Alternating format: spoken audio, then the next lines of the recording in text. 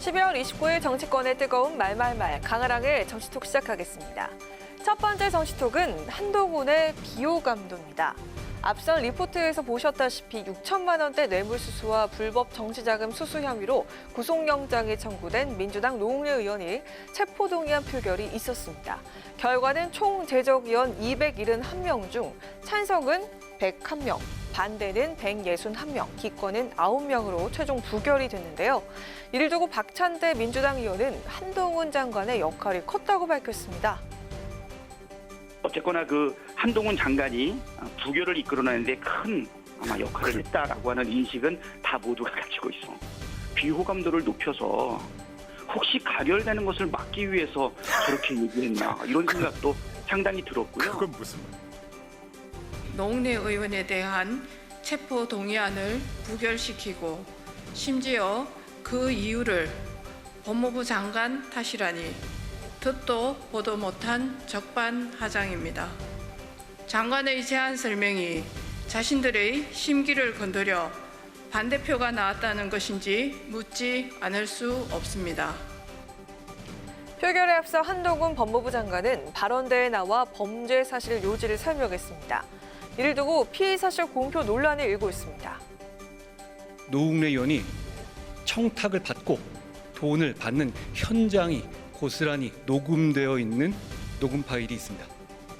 구체적인 청탁을 주고받은 뒤 돈을 받으면서 저번에 주셨는데 뭘 또 주냐? 저번에 그거 제가 잘 쓰고 있는데 라고 말하는 노웅래 의원의 목소리, 돈 봉투 부스럭거리는 소리까지도 그대로 녹음되어 있습니다. 뇌물 사건에서 이런 정도로 확실한 증거들이 나오는 경우를 저는 보지 못했습니다. 한 장관은 노 의원이 돈을 받는 현장에 녹음된 파일이 있다면서 체포동의안 가결을 촉구했죠. 뒤이어 단상에선 노웅래 의원은 신상 발언을 통해서 반박에 나섰는데요. 개별 사건에 대해서 보고받지 않겠다던 한 장관이 국회 표결에 영향을 미치려고 증거를 말하는 것은 정치검찰이 아니냐면서 지적했습니다. 피의사실 공표 논란에 일자 법무부는 입장문을 냈습니다. 표결 전 범죄 혐의와 증거 관계를 설명하는 것은 국회법에 따른 장관의 당연한 임무라고 밝혔는데요. 그럼에도 불구하고 한 장관 발언은 야당 의원들을 자극하기에 충분했다는 분석도 나오고 있습니다.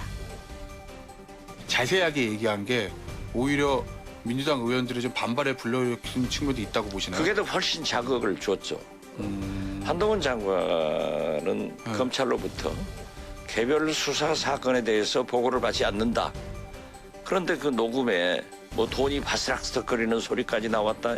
이건 구체적으로 저는 그렇게 한동훈 장관이 낱낱이 피의 사실을 공표하면서까지 얘기를 한다면 그렇게 자신 있으면 불구속 기소해라. 저는 그렇게 생각합니다. 노 의원 체포동의안이 부결된 후 피의사실 공표 논란을 두고 여야의 장외 공방이 벌어지고 있는 상황입니다. 국민의힘에선 이재명 대표를 위한 민주당의 부결 예행 연습 아니냐며 비판하고 있는 반면 민주당은 한동훈 장관을 향해 본회의의 법무부 장관이 아닌 검찰 수사팀장으로 선 것이냐면서 맹비난을 이어가고 있죠.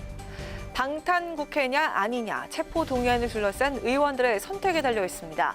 국회의원의 불체포 특권이 다시 도마 위에 오르는 것은 아닐지 지켜봐야겠습니다.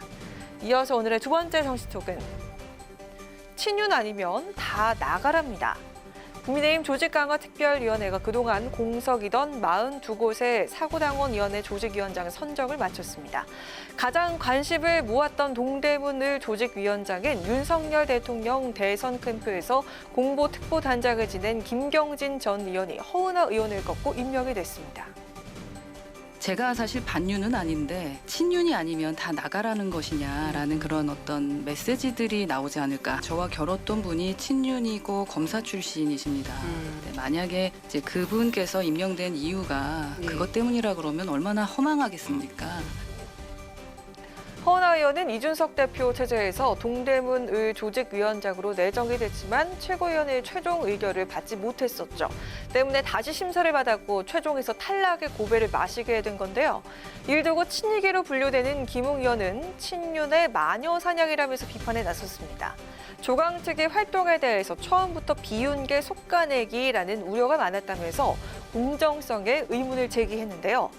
뿐만 아니라 서울 강동갑에서 비대위원인 전주의 의원에게 밀린 윤희석 전 윤석열 캠프 대변인은 헌신했던 사람은 희생이 되고 혜택받은 사람은 특혜를 받는 것은 공정과 상식이라고 할 수 없다면서 반발하고 나섰습니다. 이런 논란이 불거지자 조강특위 위원장도 입장을 밝혔는데요.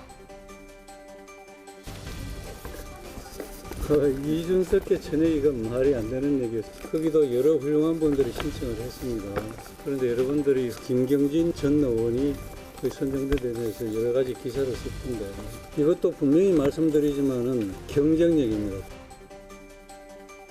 이번 인선은 사실상 차기 당협위원장을 정하는 자리입니다. 당협위원장은 총선에서 공천을 받을 가능성이 높은 만큼 당선에 유리한 지역구일수록 자리 싸움이 치열한 것으로 알려져 있습니다.